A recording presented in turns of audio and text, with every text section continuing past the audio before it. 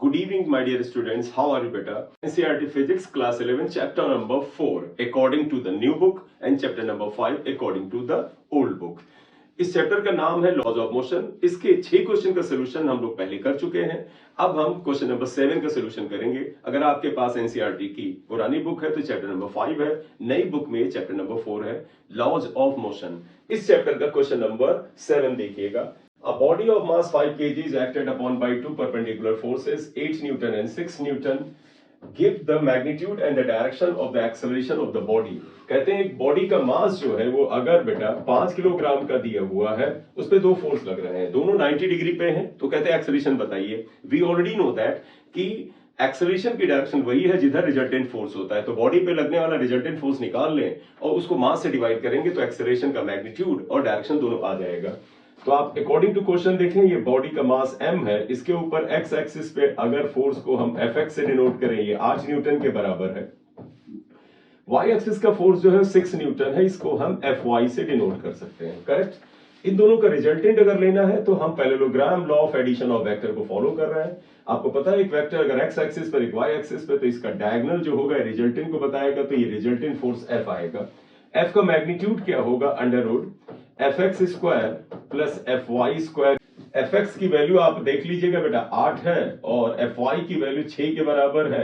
आप इसे सॉल्व करेंगे तो 10 न्यूटन इसका रिजल्ट आ जाएगा। तो magnitude of force is 10 newton.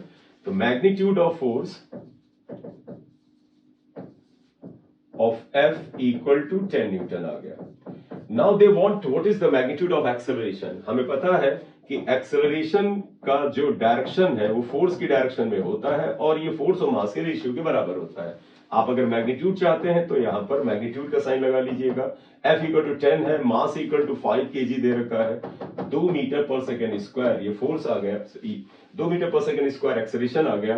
तो therefore magnitude of acceleration is 2 metre per second square. Direction suppose it makes angle theta with the x axis. तो अगर ये एंगल यहां थीटा बनाता है तो आपको पता है कि tan थीटा होता है परपेंडिकुलर अपॉन बेस। अगर ये 6 न्यूटन को रिप्रेजेंट करता है तो ये भी 6 न्यूटन होगा। tan थीटा आएगा 6/8। तो इन ट्रायंगल जो भी ये ट्रायंगल आप लेवलिंग कर लीजिएगा, tan theta is equal to perpendicular का मतलब 6, बेस का मतलब 8 होगा, कैंसिल हुआ 3/4 आएगा, 3/4। अब tan थीटा की वैल्यू बेटा उस पॉपुलर राइट एंगल ट्रायंगल में निकालना आपको आता होगा जिसकी साइड 3, 4 और 5 होती हैं। आपको ध्यान होगा कि अगर हम ऐसे एक राइट एंगल ट्रायंगल बनाते हैं जिसमें ये साइड अगर 5 को रिप्रेजेंट करे, ये अगर 3 को रिप्रेजेंट करे, ये 4 को रिप्रेजेंट करे, तो इसमें 3 के सामने का एंगल 37 डिग्री और 4 के सामने का एंगल 53 डिग्री होता है। और इस केस में अगर आप इस वैल्यू को यहां पर अप्लाई करें तो देखो क्या आता है, tan 37 होता है perpendicular upon base.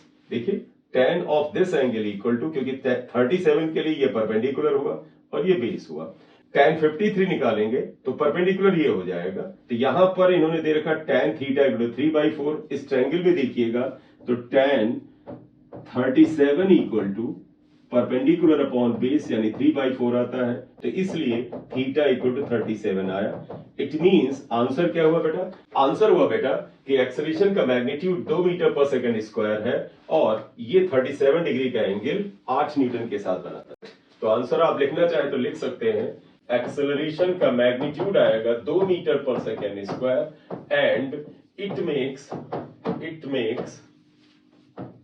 37 degree angle with 8 Newton force. 8 Newton force के साथ 37 डिग्री का एंगल बनाता है। तो इस वीडियो में बेटा क्वेश्चन नंबर 5.7 पुरानी बुक के अकॉर्डिंग और नई बुक के अकॉर्डिंग 4.7 लॉज ऑफ मोशन का सॉल्यूशन था। नेक्स्ट लेक्चर में नेक्स्ट क्वेश्चन के सॉल्यूशन के साथ आएंगे। अगर आप इस चैनल पर नए हैं तो काइंडली सब्सक्राइब कर दीजिएगा, लाइक कर दीजिएगा। This is M Singh sir here. Thank you.